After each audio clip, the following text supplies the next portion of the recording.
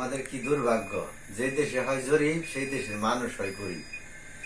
আমরা জামালপুরবাসী অলরেডি আমাদের এখানে আগেরই 3টে রেকর্ড আছে, RS, CS, RS, BS।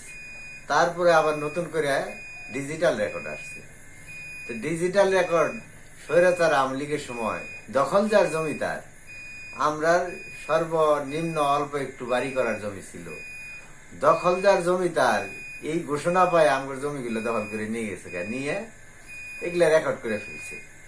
আমরা আশায় বুক বাইদা ছিলাম যে নতুন সরকার আসলে আমরা সুষ্ঠু তদন্তের মাধ্যমে এটা সুবিচার পাইব।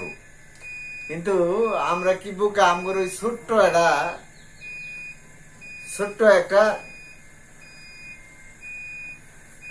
জেলা, ছোট্ট একটা গরিব জেলা, আমাদের এই জেলায় এই রেকর্ড আমাদের পলিশা মৌজা, সারা জেলার রেকর্ডের খোঁজই নাই। আমাদের পলিশা মৌজা সবচেয়ে ছোট একটা জায়গা, এই জায়গা ফাইনাল করে বইছে।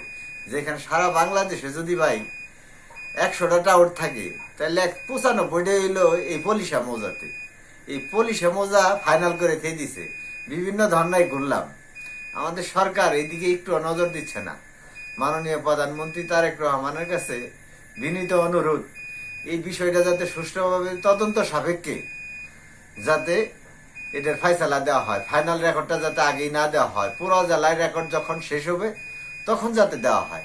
এর আগে যাতে এক্সট্রা করে আমাদের জায়গাটা ফাইনাল না দেওয়া হয়। কারণ এখানে অসংখ্য দুর্নীতি, অসংখ্য মানুষের ওই যে দখল বাণিজ্য চলছে, দখল যার জমি তার, এই অনুযায়ী চলছে। অতএব আমাদের এই ছোট্ট মৌজাটা, পলিশা মৌজা, এই মৌজাটা যদি রেকর্ড ফাইনাল দিয়ে দেওয়া হয় তাহলে আমরা বেশ ক্ষতির মধ্যে পড়ে যাব। এদিকে মাননীয় প্রধানমন্ত্রীর সুদৃষ্টি কামনা করছি।